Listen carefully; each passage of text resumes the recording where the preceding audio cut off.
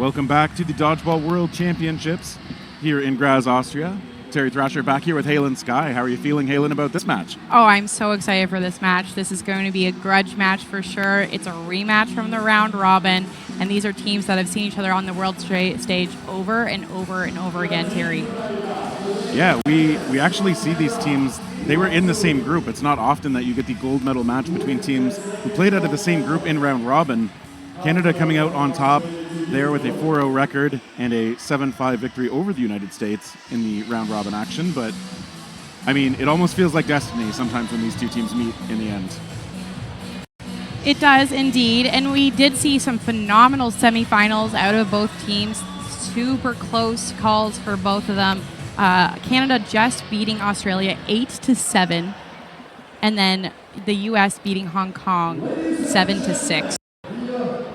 And it just goes to show that as these playoffs whittle the amount of teams down, there are no easy matches. Even gold medal favorites, I think we would have both said that Canada and the U.S. were strong candidates to appear in this match together, but their road is nowhere near guaranteed. Obviously the closeness, both semis coming down to 1 point, is evidence of just how tough the road is to get here.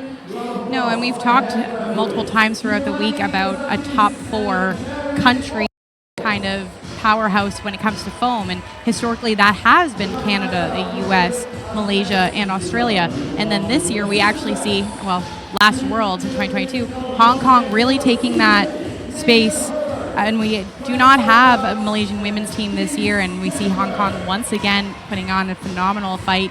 But these Canadian and United States American programs very used to this position. These players know each other extremely well. They've played together and against each other, often actually traveling to each other's countries because they're friends and playing on each other's teams for local tournaments. Yeah, we've seen a lot of mixing and matching tournaments being held in, for example, Toronto. We've seen a lot of these American players travel up for that and, like you said, mingle with some of the women both from the Toronto area but all over Canada. Often that's a tournament site that attracts a lot of talent from all over the place. And yeah, we saw these players be really friendly with each other during the round robin as well. Lots of good vibes, even though it was a very hard, well-contested match, and I wouldn't expect anything less from this one. I was actually the opposite, Terry. I think we're going to see a lot less of that joking around in this match because it is the gold medal final. We have the players being introduced individually, entering the court here for America. And this is a very veteran team. We've seen a lot of these names here before. They are very used to this. They have medals to their names. And you can see that the Americans are feeling very good. They're hyping each other up. There's lots of high fives. They're excited for their coaches who also have experience in this position. Yeah, exactly. A ton of experience on this team, including championship caliber play in all kinds of different ball formats. Their players are so versatile and so strong at so many aspects. But of course, we can say the same about Canada as they are led out. Those introductions happening now. Yes, the defending world champions, Canada, is here to compete. You could see for the first time ever, Terry, that they were pushed in that semifinal. There was actual nerves. You could see that they were getting anxious, and it was like there was a crack in their armor, but they managed to pull it back. And so I'm very curious as to how they bounce back from that. Are we going to see the dominant Canada from the round robin? That didn't look like they were really sweating too much in that game against the U.S. despite the close score line. Or are we going to see what we saw yesterday in the semi, which was a little bit of finding their feet under them? I think it can go either way. This is going to be a very strong match. I'm predicting a very back-and-forth score line. I would not be surprised if the winner of this match is by 1 point. Yeah, during the round robin, it wasn't it's super close. Canada not only finishing with an extra win, but with a plus 40 score differential to the Americans plus 20. And so Canada kind of running away with things in the group, but things tighten up so much in the playoffs. Teams, of course, get a chance to really prepare for each other with the extra time between matches. So I would not at all be surprised if this difference between the teams is very, very small on the scoreboard at the end. And often in round robin, you're going to see teams play with their rosters a little more. They're going to give more people some play time that maybe won't come playoffs. Sometimes teams actually hide strategies until it's playoffs, and they bring those out in the final because they don't want their opponents to be able to study. So I'm very interested to see if we see anything new come out of this game that didn't happen in the round robin. I would love to see that personally to keep things exciting. But either way, this is going to be a showdown of great power, great accuracy. Both teams have phenomenal catchers, so we're probably going to have a lot of highlight moments. Yeah, stylistically, both teams, I think, often do play similarly, not the same, but exactly. There are a lot of power throws and power catching to rely on less of the acrobatic dodging and blocking. But, I mean, even less of that, that puts it at like a 7 out of 10 instead of a maybe 9 or a 10 out of 10 for the other parts, right? And each team's going to lean into their strengths. We've often talked about the pressure game, like which team finds those counterattacks or those rush downs better versus which team absorbs the pressure and maybe plays for ball control more. Which team ends up asserting themselves and setting the tempo of the match. That kind of thing becomes so much more important when the pressure is on and so much harder to do if you don't know how to deal with that pressure. Absolutely, and we talked about the veteran experience on the U.S., but Canadian team has just as much veteran experience there as well. Multiple players have been on this team for several world championships, have won medals together, and so you're not going to see a whole lot of rookie nerves, I would presume, in this match. Of course, it can happen. There are some very talented rookies on both teams, but I would suspect we're going to see a lot of veteran lines. I think both teams have tended to keep the same 5 or 6 together and maybe to swap 1, maybe 2 players in at a time. That's what we've seen so far, round robin and playoffs. And that makes sense. You don't want to disturb the flow of the game, and when you have players constantly switching on and off, it takes them out of the game. It doesn't let them get into the motion of it all. Yeah, I think by this point in the tournament, you want to feel like you found that mix of players that are the most effective in the most situations and really ride them. And then maybe keep that in your back pocket as something you can do to swap the chemistry if you need to shake things up a little bit. For sure, and we do see the lines getting made here.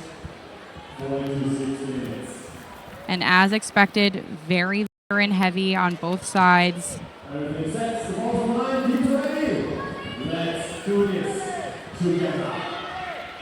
And we are off right away off the rush. Okay, we get some shots going out, but no hits right away. Croft going to come up and set things up for Team Canada, and they get the first hit, taking out Brianna London. Yes, great shot out of Flanagan. She has a massive arm that you're going to see often take crosses in this game. But there's another straight arm shot. Yeah, Flanagan at her best when she's got that controlled aggression. Canada down to 1 ball. Croft, no fear using it, of course, sending Sanchez off to the side. But Croft is called out, I believe, on a backline violation.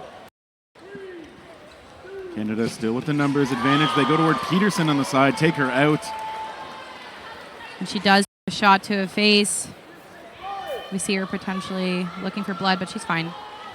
Yeah, seems to be okay, but checking on herself a little bit. Meanwhile, in the action, Greco now in the middle. We see Briones has taken over that corner. Great catch from the retriever. Now, it's one of those things, a lot of the retrievers will try and make the catch so they can get that ball back into play as quickly as possible.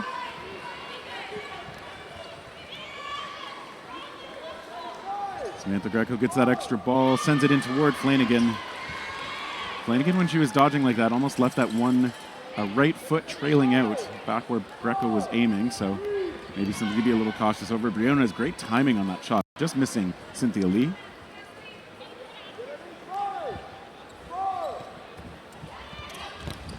Okay, we get a bunch of that 1-for-1. Flanagan is lost. Emezcua taken out as well. Yeah, that flurry of play definitely favoring the Canadians in this moment as they're in a 4v2. Lee playing defense to make sure her team can recover that ball that was rolling on the ground. Briones taken out. It's a good defensive move, but she ends up leaving Greco alone on the court. Canada looking for point number 1 in this gold medal match. Now Canada has to be very careful about this. Greco is a phenomenal catcher. And we go for it. Yep. And it is an out. Or, sorry, clarification. And they are saying... Yeah, I didn't have the best angle. I thought one of them got in on her. So we take a look again. It did look to me like something got her on the left side. So Canada takes point number 1. They close it out with the 4-on-1 at the end. And a great choice from Canada to not put anything on Greco's pocket. She has shown time and time again that she will clutch those balls. They will be found in a catch if they are in that zone. Off the rush again. Peterson taken out up high. Good to see she's okay. But Emezcua hit out as well. Canada's rush play looking really solid right now. There's that windmill. When she releases it well, Brewer sends it just barely off the ground, but the return shot, Sanchez, who's been lethal out of the corner for Team USA, finds her low on the body. Certainly Sanchez has great accuracy, great power. Yeah, on a team full of players, you can say that about Sanchez does stand out for her use of throws, different throws. We see her own underhand delivery there. We've seen sidearms and powerful overhand shots as well. Getting a shot out of Gray, return shot from Sanchez. Canada with the extra ball again. Yeah, the Americans investing 2 balls on defense, but not finding anything. They find Briones, though. And she has to step out.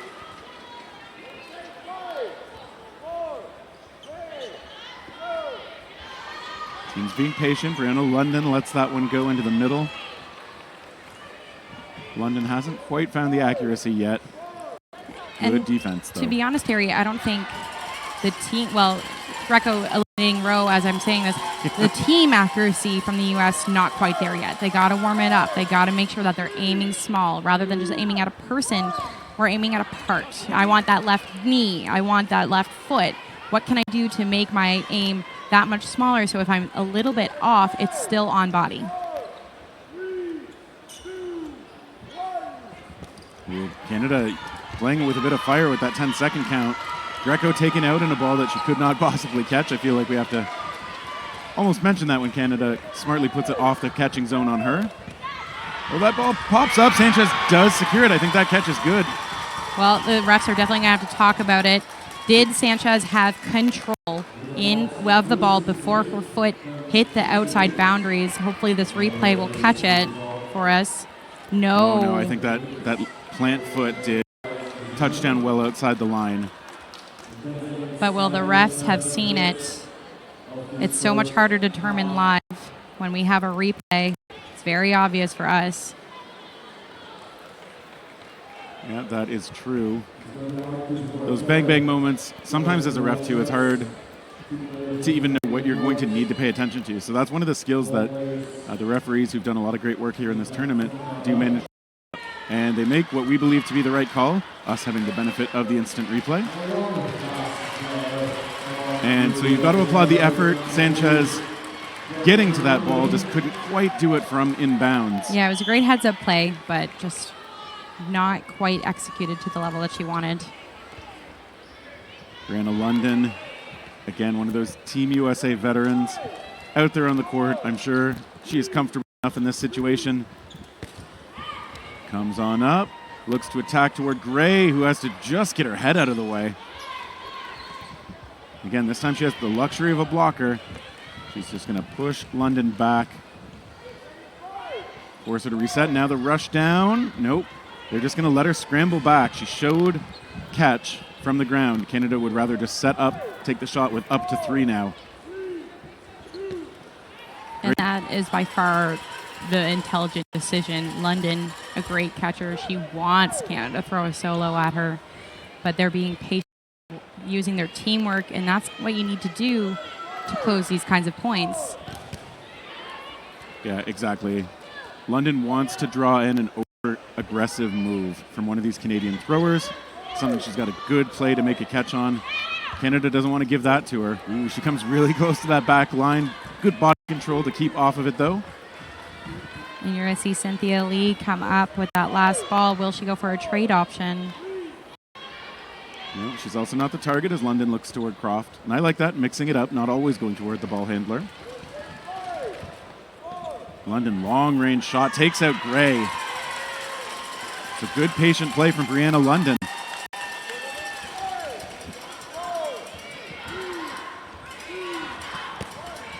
Good blocks again. We're getting cheers of Brianna from the USA faithful here in the stands. Long range shot, Croft rushing up, takes a shot. London makes a crazy catch. That was incredible. She just positioned well enough. It slid in. She managed to grab it while having a ball in hand. Yeah, that is not the classic catching pose, but full marks on her for securing it. And now, with Peterson's help, reducing Canada to just 1, it's Cynthia Lee. And correct me if I'm wrong, Terry, but Cynthia Lee, a rookie to this stage. I believe she was part of the program last time, not activated. This is her first time being activated. Relatively new to competitive dodgeball, too. I believe just 2 or 3 years into her career. Great throw. And that's a fantastic hit from Lee. She has an incredible arm. Definitely one of the fastest in Canada right now on the women's side. Peterson ends up resetting it from her knees. That shot, she's willing to try and draw in another. Lee putting it low, trying to aim for those knees. Like you were saying, aim for a spot that Peterson's not going to be able to pull in the catch. But now Peterson's going to come up to the line, attack. And that's something we've seen from Peterson a lot this tournament. She wants to drop a ball. She wants to go for a catch. That's where she feels best on defense. Of course, she's got that fantastic underhand delivery as well. So lots of tools in her arsenal that Lee's going to have to watch out for.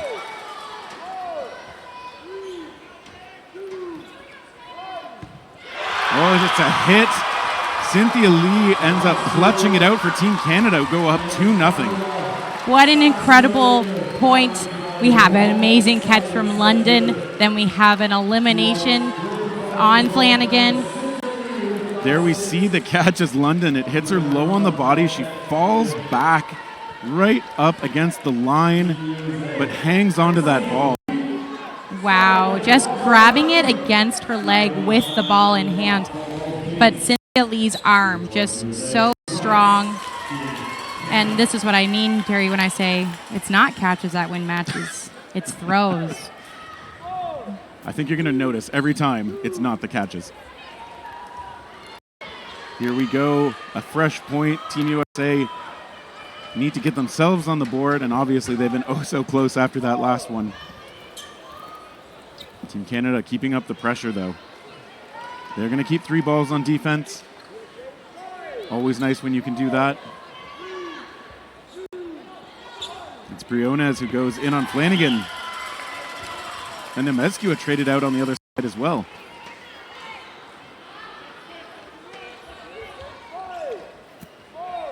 Canada down to 4. USA still with 5. Pandolfi's out there in the right corner now. It's Greco letting go in the middle. Those return shots. Sanchez with a nice, oh no, not a block after all. She's taken out. Yeah, I believe that did hit her forearm.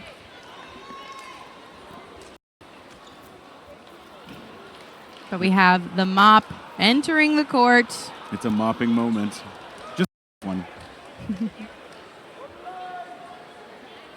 Players will reset on the back line, of course.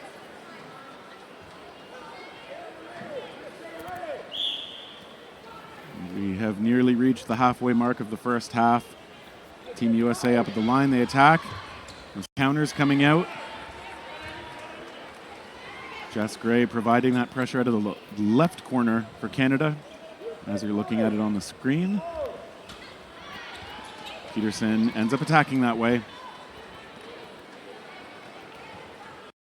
Canada gets their huddle together. They get a good clean shot onto Paige Peterson, send her off to the side. And you see Lee just telling her teammates, keep that pressure up. Let's grab those balls in the middle. That's some good communication from this team. When they get a hit, Briona's double checking because a couple of those balls coming in close together, but confirming with the referee that she is out. So Team Canada now at the 3-on-2 edge. Rowe with the block, but Croft the block goes taken into out. Croft. Yeah. Bad bounce if you're a Canadian fan, but Team USA quite okay with it. Pandolfi has had such a great tournament in this corner. She's been showing a lot of accuracy, but then her knee goes out of bounds on the dodge. Greco left in a 2v1, but she has ball advantage. Yeah, we know she's got a solid throw. She's an incredible catcher. Rowe doing really well to keep those blockers out in front. And now Lee gets one in from the side. They, of course, know that Greco is a catcher. Yeah, they're likely going to put two here. Ooh, that was very, very close. Almost grabbed, but it just pops out. The shot from Lee lands and eliminates Greco. Here's the replay. And she does what we often expect. You can see how much she feels like she could have had that one. Just came in a touch high for where her hands were. Yeah, give her that throw once again in that exact same spot, and I'm sure she'd grab it. Yeah, and the risk there from Canada, that first ball coming in a little bit early compared to the other. So I feel like sometimes if you are going to give up that catch, you want to make sure that both balls are on target so that the player is eliminated at the same time. So maybe just Team Canada getting away with one right at the end there. Definitely, and we are now looking at a timeout from the U.S. side. A great choice to make. We're a little over half in this first half of the game, so I guess a quarter of the way through. And U.S. have yet to score a point on the board. Yeah, and that can get a little frustrating. I mean, you can look at it both ways, right? We've been able to get Canada down to one or two people repeatedly, but we haven't been able to finish them off. So you can look at it as, boy, that's frustrating, or we are really close, and we don't have to change much to actually turn these into points. That's exactly it, Terry. You have to change the dialogue within yourself. They are making this so difficult. It's just the last 2v1s that we're seeing go in favor of Canada. They've been able to close, and so how do the U.S. adjust to be able to do so as well? Yeah, and it's hard to find fault with how they're playing. They do mix things up a little bit, hoping for a bit of an energy change again, with Kate Gong stepping onto the court, Greco taking a shift off. And right off the rush, Baird, who's in there newly for Canada, traded out for Briones. Baird so deadly on the strike, but she is also removed. We also see Mora enter the court for Canada. And the Americans with the player edge off that rush too, so. And when you talk about veterans of the sport, Terry, you will be hard to find a more veteran player than Kate Gong. She's been in this game for so long for the U.S. Sanchez taken out. But there is a catch from Pandolfi, one of the pop-ups off of Sanchez.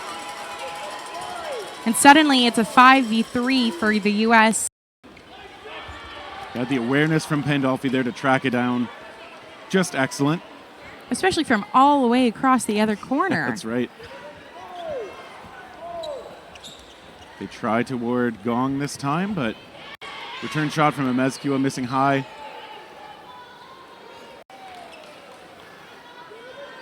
Team Canada stepping up, and they get a great shot. Pandolfi's not going to be able to catch that one as it finds her on the foot. It's a great hit from Croft. We see Canada invest the second ball, though, and now the U.S. have four, likely going to throw two. They don't. That's a very conservative play when they're up numbers. Yeah, because it is on them to throw next. Yeah, Canada it's on noticing them. That. Okay, and Paige Peterson takes a shot. Gong has to block another one on the side. And Mezcua is going to move over into the middle. Never mind, it's going to trade back with Kate Gong. Mezcua is facing off against Moros, looking into the middle toward Gong. But it is Briones taking the shot. A lot of just misdirection and players watching different things on the court. Yeah, and that is the importance of a good pump fake. More backing up, kind of rolling back and getting hit, as is Croft. Yeah, Briones making a great shot on Croft. Post dodge, she committed to the pancake dodge, and there it's hard to get up and move again. Yeah, the referees coming together again.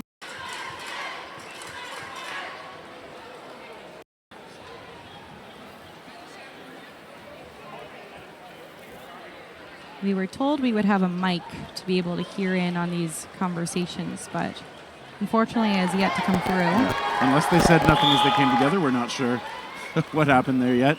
Cynthia Lee is going to be out there alone again for Canada. Good movement, but she is taken out. Team USA is on the board. And a great choice from the U.S. to invest all three throws in a staggered motion. They know Lee is a good dodger. She's going to be very active, and so if we can stagger these throws, it forces her to move, and we have more time to adjust and throw at her new position. That's right. You can be starting your windup as a thrower, and then as you see the player move, you can adjust just a little bit to follow them with your shot. And looks like we have a warning issued to Team USA. It's interesting, too. The backline judge is like, it seemed okay to me. But the referees do stop things. We're going to redo the rush.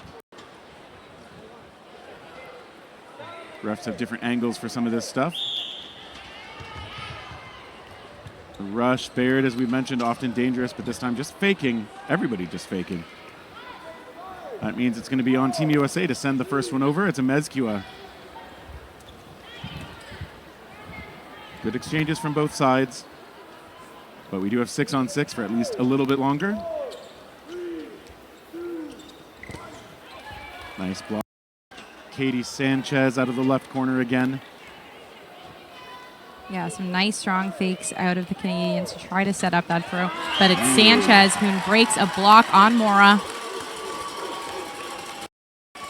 That's right, Lisa Mora, the first nation on this point. On a great shot again. That one going between the legs of Briones, who also just barely keeps her heels above the back line. She's the one letting it go into the middle. Croft, of course, popping up, looking aggressive, goes towards Sanchez. And rubbing the hands together. Croft, a very explosive player for this Canadian squad.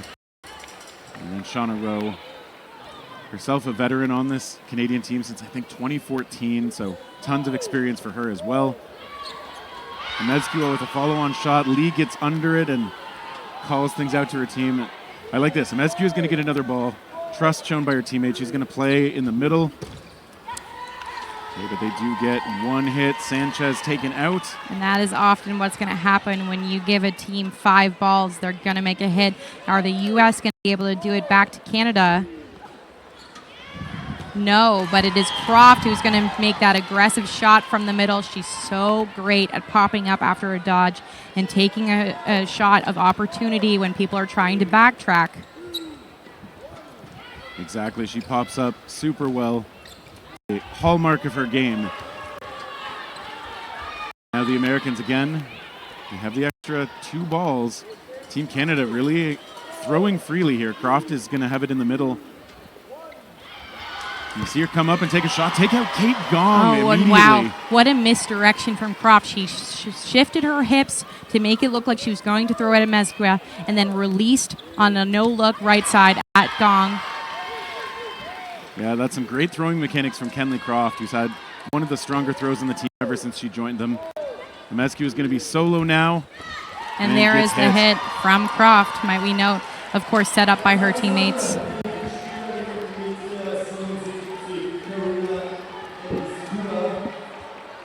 We are now seeing... Here's the shot onto Gong from Croft.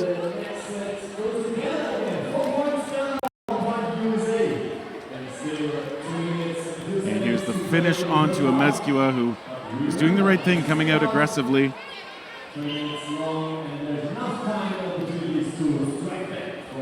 And I believe that is a 4-1 score line. It is yet to update. And I think we'll see it updated here now. Team Canada on the rush. 2 minutes left in the first half. And right now they've got all the tempo. Brewer's shot missing high. Oh, but she just backpedals and cleanly handles that ball off Sanchez's arm.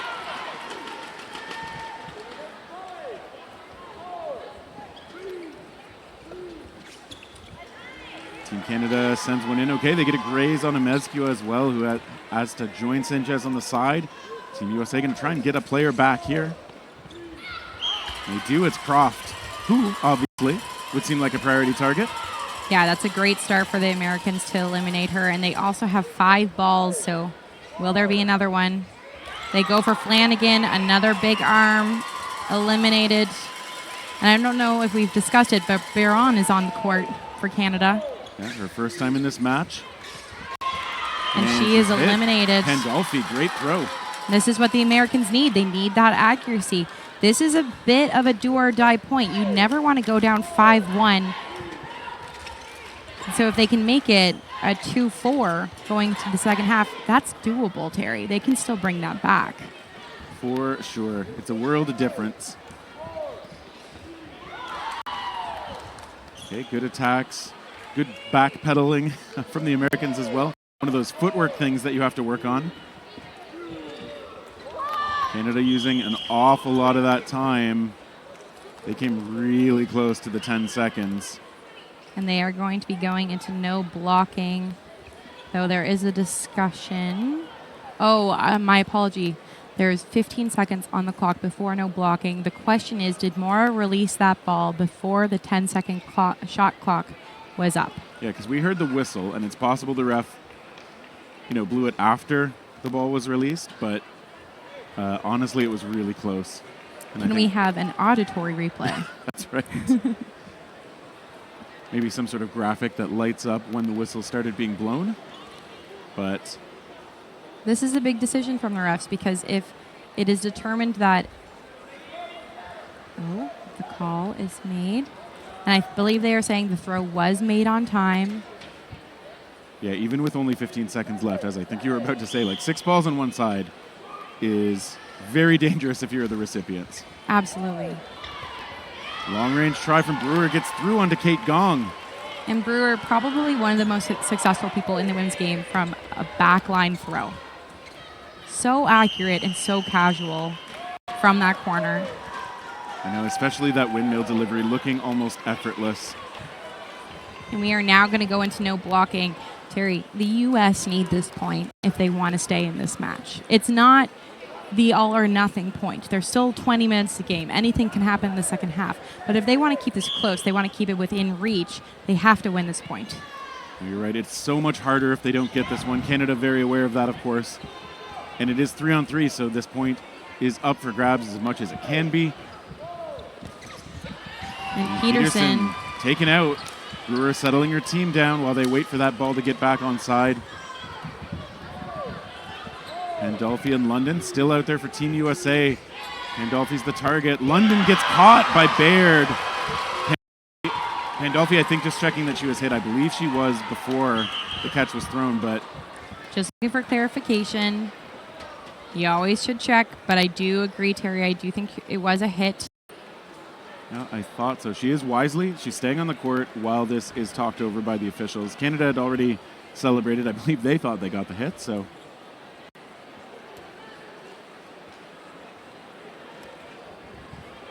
Referees will get things figured out here.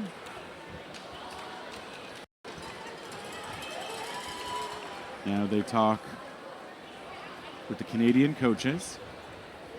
Now they talk with Pandolfi. Multiple refs, they can do multiple jobs at once. London urging the crowd on to make some noise, energizing the American side.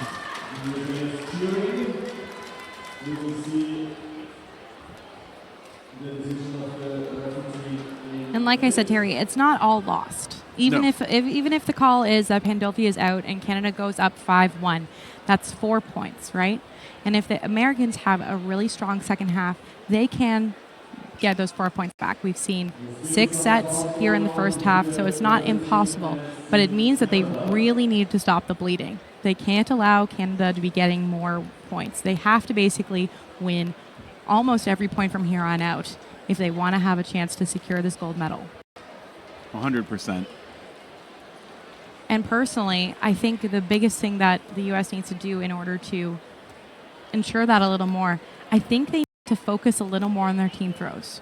We're seeing a lot of solo shots, and normally that's a strength of the U.S., but they're just not hitting the way we know they can. The accuracy is lacking a little bit, and Canada is winning in those back and forth scenarios more frequently. We know that Alyssa is going to So how do we do that? Maybe take a little bit more time, a little more conservative approach. So we're getting our team throws in, and we've also seen both sides really being willing to throw a lot, and so there's been a lot of 5-ball scenarios. And if anything, I think the Americans have benefited from that a bit more. Canada has been a little more trigger happy with those throws. So Absolutely. To your point, I think if the Americans had their accuracy the way we've so often seen them, those 5-ball moments for them would be deadly, but they just haven't been able to get 1 or 2 hits on it the way we often expect out of that side, whether that's just Canada putting on pressure or having the elite dodging, or Team USA not quite finding the accuracy that they're used to. To your point, maybe doubling up a little bit more often on targets might help them convert those moments into outs. And I think it's a very doable strategy because what we're seeing from the Canadians is they're so willing to take a 3-ball defensive rush back. They're almost always pushing for it. Do they always take the shot? No, which is great conditioning on their part. Yes. They're making the U.S. believe we will take this every time, but they're holding off and collecting when they need to. But if the U.S. can make themselves, for lack of a better word, look a little juicy, bait that shot, want it, expect it on that 3-ball rush counter, then they can collect that 4th ball. Sure. They can make a team call together and try to take down the Canadians. Right? And isn't that the fine line, though? You want to look like an appealing target without actually being too appealing, and that they can take you out a little too easily. Exactly. Yeah. So Thank you. that is, we expect that these athletes can find that tightrope walked successfully, but it is tough. And of course it is. We're in the gold medal final here at the World Championships. Everything is a high dodgeball IQ play. You can't just come out here and expect to play throw ball or catch ball and nothing else. You have to think about all the micro things in this game. And we are getting started back up. Pandolfi counted in, but she blocks immediately. And unfortunately, that is a quick elim to end no blocking. Yeah, so it was a longer ref conversation than it was a finish to that point. Lisa Mora's ball takes out her opponent. And yeah, Team Canada goes up 5-1. As you were saying, it's far from over. If Team Canada scored 5 in the first half, the Americans have to be saying, well, we could score 5 in the second and then some. And that's going to be all determined by energy. At this point, the Americans are going to have to be able to believe in themselves. All the best athletes will often say, if you believe you're the best, that's the only way you're going to reach the top of the game. If you go in and you're already thinking, oh, this person's better than me, or this team is stronger than us in this area, you're already losing. You've already lost the mental battle. So the more that you can hype yourself up, you can believe that you're capable. And we know, sitting here, the Americans are capable of a better game than this. We've seen it a million times. They've won this World Championship before. Okay, get water. Right. Although both these teams have interesting medal histories a little bit. Canada, having won, as you mentioned, they're the defending champs from Edmonton in 2022.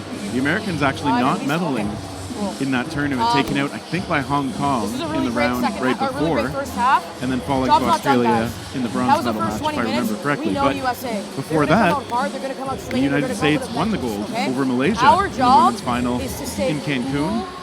And before that, the United States won the gold medal over Malaysia in Los Angeles. And in both of those 2 years, the Canadian women were shut out. In fact, Canada's women hadn't medaled before that since all the way back in 2016 when Melbourne was hosting. So Canada, a lot to prove right now as defending champs, and also to just kind of show that the year before wasn't a fluke. I want to see like you're fucking Not a fluke, but an aberration a little bit compared to their results from before. I was about to say, I think the program is well established. It's shown its a fluke for sure. Everything. And, you know, One, credit two, to three, the Americans. While they do have a lot of veterans on here, they are missing some key players that were a part of both of those medals. We're missing Ashley Cook. We're not seeing Donche on the roster anymore. There have been some new up-and-comers taking these places. However, can they prove themselves? Yeah, and for the most part, obviously, Team USA has looked really deep and solid. And players like Ashley Cook electing to play in mixed this year and having been a standout on that side. We'll see her later on, I'm sure, once that game gets underway. But players like Samantha Greco, who we've seen again at some of these tournaments in Toronto, just how fierce her catching is, how smart her all-around game is, and she's shown up big for the national team now too. We'll see if she got some of that in her for this second half of the medal match. Yeah, and Terry, that's exactly it. Like, there is still the talent on this roster. This U.S. team has all the fundamentals to do this. It's just, can they right now? Can they do it in this 20 minutes? Can they put the pedal to the metal, go as hard as they possibly can, stay in the zone, or are they going to let the Canadians run away with this? And I don't think any of us want to see that. Yeah, I mean, other than maybe the players. Yeah, the Canadian players do want to see that. But I think that definitely it feels more earned when you really have to fight your way for it, and I do not expect the Americans to lay down and be run over.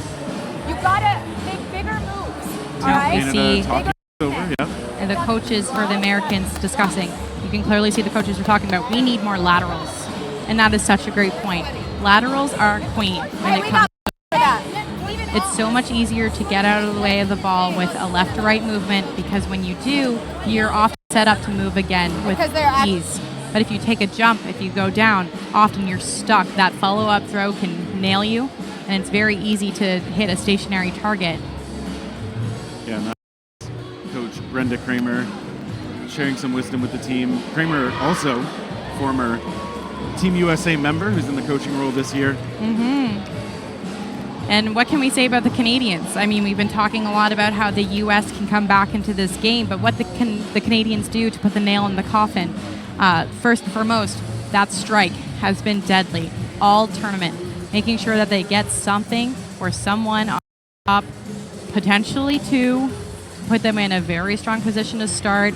As I've said already before, they're really leaning into that three-ball rush, regardless if they take the shot or not. They're putting the pressure on the Americans. They're taking space. They're saying that this is our court, and you're just playing in it. So the more that they can play into that, the more success they're going to have. Well, and I think the inverse of one of the things we'd said about what the Americans can do to get back into it, about being patient, drawing those extra balls out from Canada and using them against them, Canada can try not giving them 5 balls quite as often, which is funny. It sounds like I'm talking to a rec team at the moment, and it's working really well for Canada too, to be clear. But that's one of those things that I worry can slip against you. If Team USA finds their momentum and start hitting you with that, then if you give them, relatively speaking, more chances, it can turn against you really quickly. So I would think that's one of the big things Canada wants to be careful about. You are completely correct, Terry. If Canada's accuracy slips at all, they're in trouble with the amount that they've been throwing at the level that they've been throwing. If they can keep their accuracy up, then they're kind of in a suffocation game right now. They're not allowing the U.S. to feel safe at any moment. They have to stay aware at all times. And when you feel that kind of pressure as a player, it makes it a lot harder to feel like you can fully stretch out for a full throw with the proper mechanics and technique. You kind of have to let off with an arm rather than full body, because you want to be able to be immediately able to move. So the Canadians applying a lot of pressure, but they have to keep the accuracy up. And I would recommend, like your secretary, throwing less. Don't give the Americans the opportunity to try to come back into this game. And of course, that tension, don't give them enough space to find that accuracy. So right away off the rush, they take out a Mezcua, one of the biggest throwers. I've been told she had the hardest throw at the Team USA Combine on this women's side. I would believe it. Oh, Gong had her hands on that ball, but she's taken out, so Team Canada still comes out firing. And you see Brewer taking a shot on the corner again when Sanchez wasn't looking. So it doesn't land, but that's the suffocation game. She's not letting her feel safe. She does it again. Sanchez doesn't get to throw for free because they're going to throw back at her every time. Keeping the fear in your opponents. You might be able to get this throw away, but you're not going to be safe if you do. Canadians step up, go cross court. Return shot pops up off Flanagan. That's out of reach.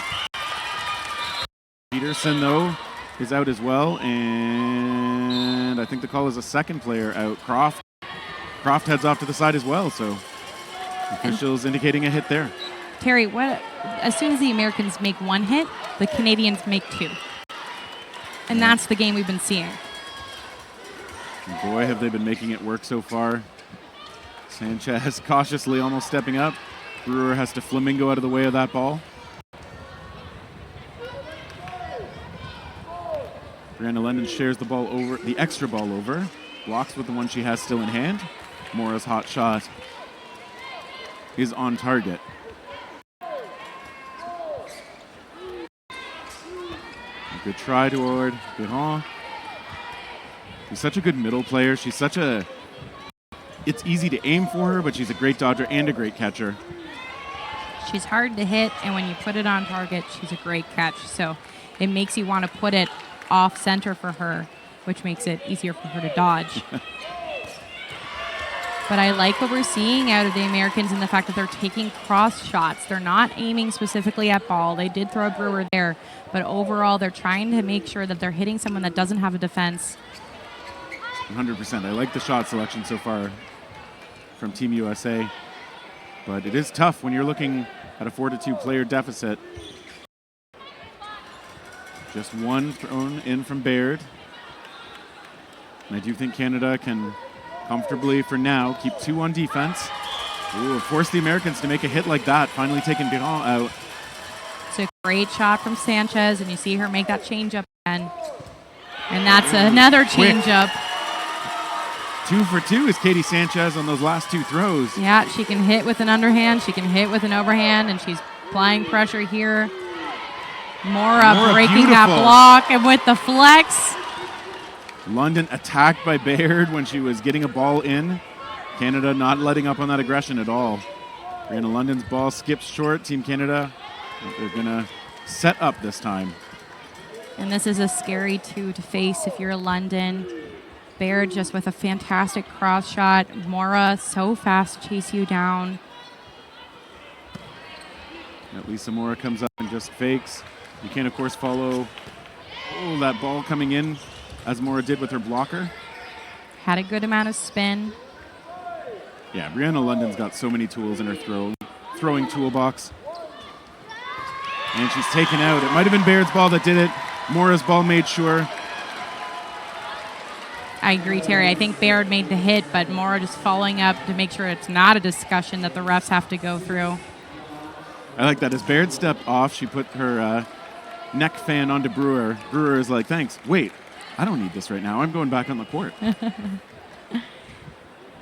And we see for the first time in this game, Betty Mack entering for Canada. Yeah, we've referenced it before, but she was a hero for Canada's mixed foam squad in 2022.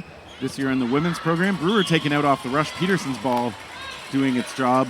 And this is a rare moment where the Americans are starting up bodies after the strike. And are we getting A mop moment. attention to the court? And we love hearing the enthusiasm from the Aussies cheering for the mop. We have a coordinated mop effort here. Yoshida and Young helping out. Safety first, as always. And as we start back, Team USA with that player edge, we're going to see if they can work with it and start taking these Canadians down. It's Team USA only 1 point on the board. They still have 15 and a half minutes to work with. They've still got the talents to close the gap, but they need to hit more of these shots.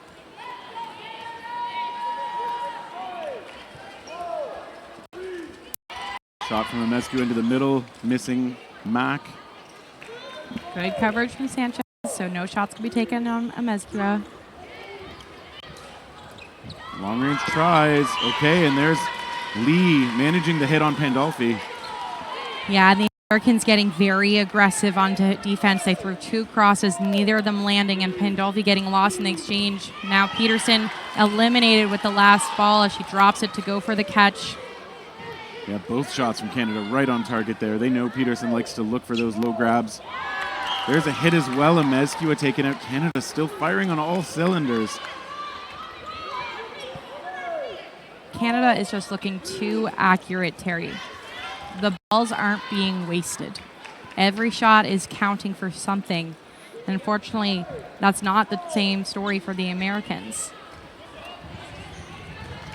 Yeah, because Katie Sanchez, we talked up just how well she was hitting in some of the earlier matches we'd seen her in. Hasn't had space to do the same in this one. Canada just smothering their opponents.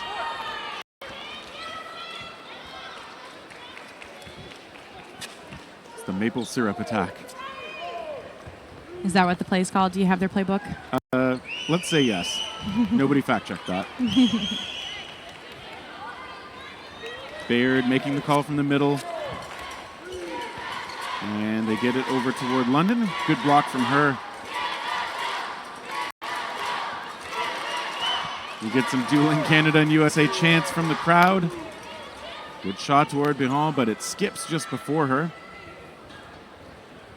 13.5 minutes to go. London goes up, makes the block. That ball popping up off Lee, taken out. Gong hit as well, so Canada happy with that 1-for-1. Yeah, it was a great shot from Sanchez, but again, the Canadians always have a response. Sanchez goes preemptive, and tried to make the catch with 1 ball in hand, can't do it. Brianna London again out there alone is going to be facing 4. Okay, and she heads down. Team Canada heads to a 7-1 advantage.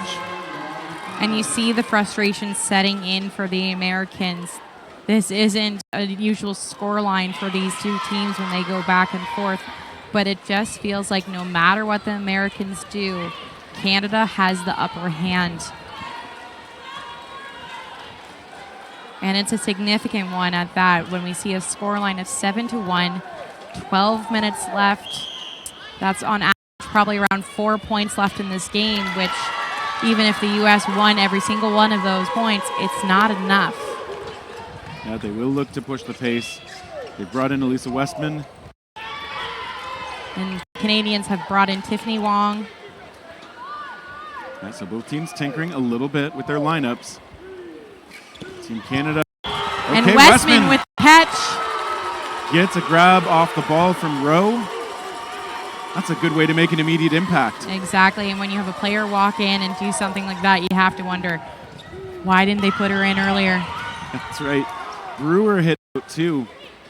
So I think that quick impact from Westman helping to energize Team USA. And the U.S. need it. They're a team that does thrive off momentum. Center line, violation by Lee, so. But is it too late for this momentum to come back? Well, Team USA definitely hopes not. Lee giving the my bad hand up to her team. There's a block by Rowe, comes into the middle. Mack taken out anyway. We're starting to see some life, some fight. Briones has the only ball, so now it is Team USA willing to throw more often. And now that they're connecting, you think that's a good choice. Briones took a shot toward Wong as she stepped into her own. And when we want to talk about catchers, Terry, Tiffany Wong, phenomenal hands when it comes to this. I've seen her catch throws at her ankles. Rowe is hit out, and Wong is left alone. She has 5 balls, also an incredible curve thrower. She can manipulate the ball any way she wishes, and they've given her all 6. Yep. I'm sure we're going to see the U.S. try to go for some catches here. Okay, 2 shots from Wong. One landing. Through. In Canada, the Nova Scotia player fighting for her country. And that's the catch I was talking about from Wong. She squared up for it. She knew she wanted it. She knew she had it. Bringing back Ottawa's Jess Gray. And Gray, potentially one of the most accurate throwers in this game, and she makes the hit on Pandolfi. This one seems like it's getting close to just slipping away from Team USA. And it is a hit on London. Again, Terry, we finally see some fight from the Americans, but that change-up from Canada put Wong on. Again, it just has the response. And here's the replay. Makes the shot. Brings it in. Oh, what a nice catch. What I like about that one, too, it popped off of her chest and then her hands and then just nicely dropped back in. She was in exactly the right position to make the play happen. Yeah, you see her almost sit back into it. She's allowing the ball to come to her and taking in its power. Off the rush, we did see Briones taken out. The Americans firing a little bit more liberally, and again, why not? This deficit is now problematic for them as they're down 8-1 with 9 minutes, 20 seconds still to come. Yeah, it's very likely the nail is in the coffin, but anything can happen. We've seen points completed at the national in 16 seconds, so unlikely, but nothing's impossible. Yeah, I think if you're Team USA, you're hoping to force a couple of catches, maybe try and take some shots at bunched up groups and hope for a double, maybe even a lucky triple. Maybe if they lose a Mezcua, one of the power throwers now. Yeah, aggressive. Canada had 5 balls. The Mezcua chooses to throw 1. And Wong called out.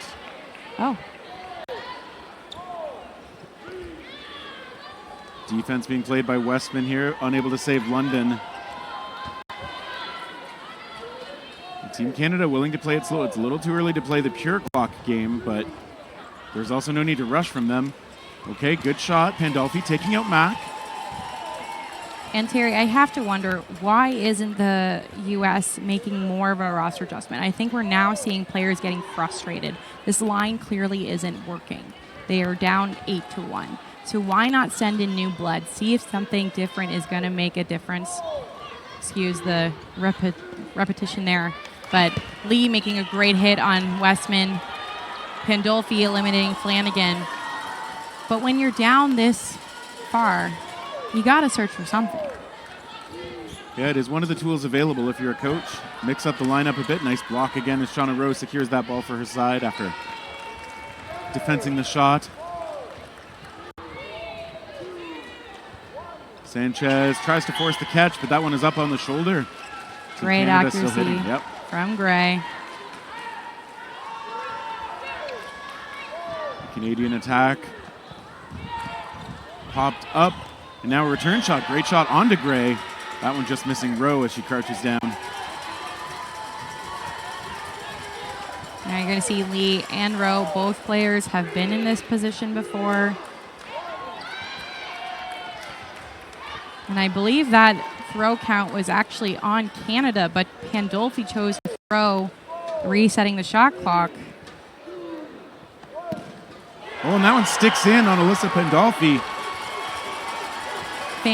Fantastic catch from Pandolfi. Now putting Briones and Rowe in a 1v1.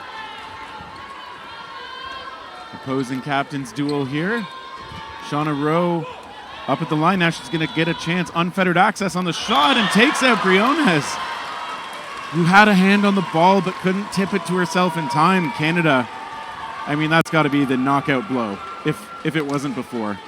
Yeah, and it's a very aggressive choice from Briones to release both balls. She definitely committed to the catch. She dropped to her knees. That was the plan, but it didn't need to be.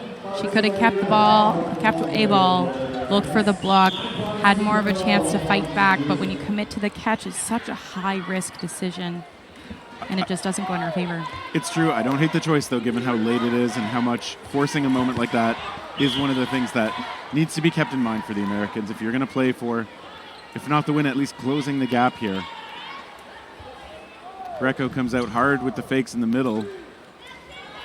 Just giving a bit of cover for Pandolfi, who'd made that great catch.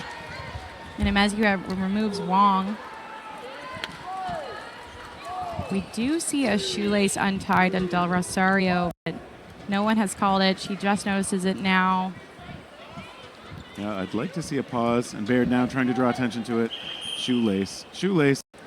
Yeah, we don't want anyone hurting themselves, especially in the final game of this tournament. Not over an untied shoelace, certainly. Del Rosario, first time in this national program. That said, though, she's played with a lot of the Team Canada members on Reckless out of Ontario. Very high energy and a very cheerful player a lot of the time. Yeah, survivalist.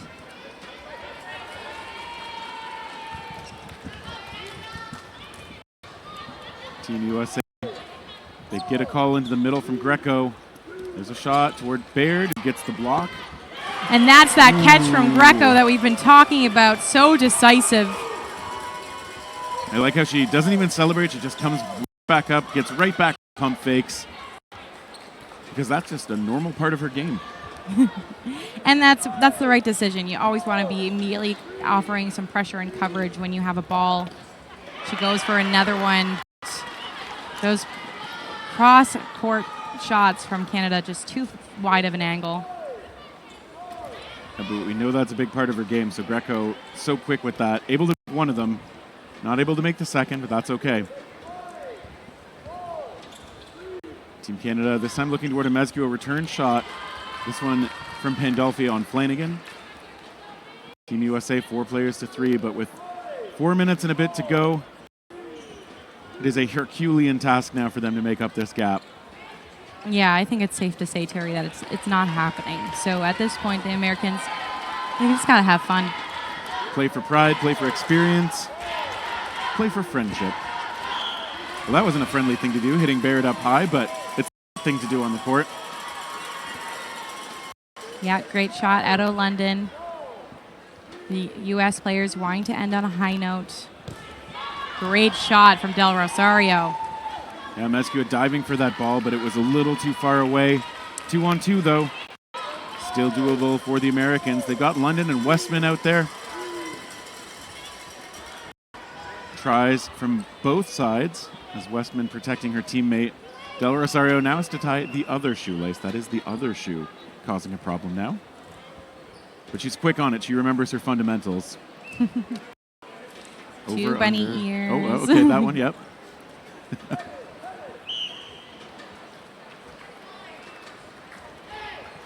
Great shot. London steps right into that one, but Flanagan ready with the 2-ball block. London making the call on defense. London showing jump, then, just doesn't get taken out. And that's a great choice from Flanagan, choosing to load up and throw again as London is in mid-sprint. It's very hard to defend yourself when you're in a running motion. And Del Rosario just makes that cross shot. Yeah, great finish again by the Canadians. And I would not have expected this match to be the runaway score. Out of all the ones we've seen so far today, they've been so close. We saw Team Austria clutch out that cloth win over the USA before this.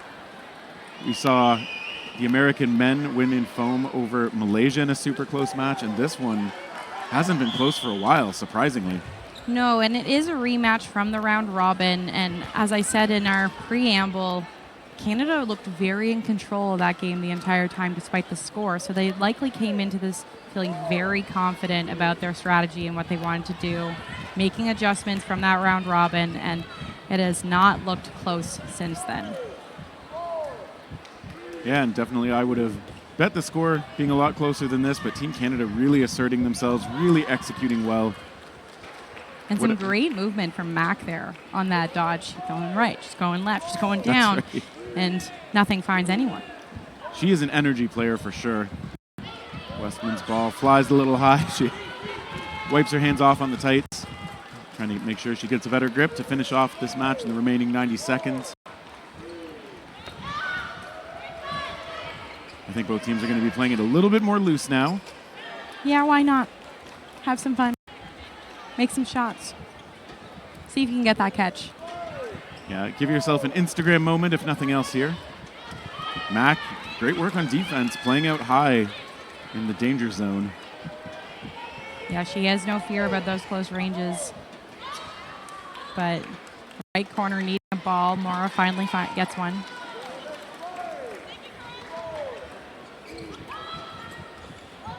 Mac lets it go after a shot had come in from London in the corner. London with the block this time popping up, letting it go. Look at that. She's still up high, able to provide some room for the team. Ray Lee is out there now, as is Peng. A little bit of 1-for-1. Lee falling back. I was worried she might bang her head there, but all's well. Oh, and Betty Mack just stands firm in the face of that shot from Brianna London. So casual with it. And with just a dozen seconds left, taken out. Sideline, counting out the rest of the clock. Lee gets one hit for good karma. Yeah, Mac trying to go for that catch again.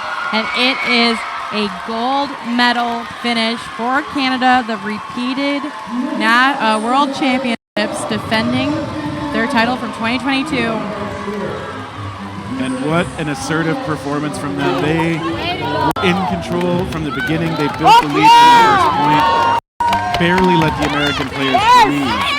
And Team Canada, I don't want to say cruises to victory, but man, they made it look almost effortless out there at times. The scoreline, Terry, it's 10-1. The U.S. players got that point, and while there were points that were a lot closer in the first half, they just knew how to close, and there was suffocation after that. There was very little breathing room, like you said, for the U.S. players.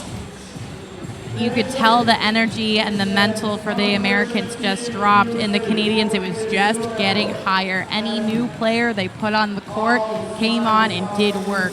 They got their catches. They got their hits. It didn't matter that they were cold for 30 minutes before coming in because the energy on the Canadian bench was just so high. What a fantastic performance from Canada.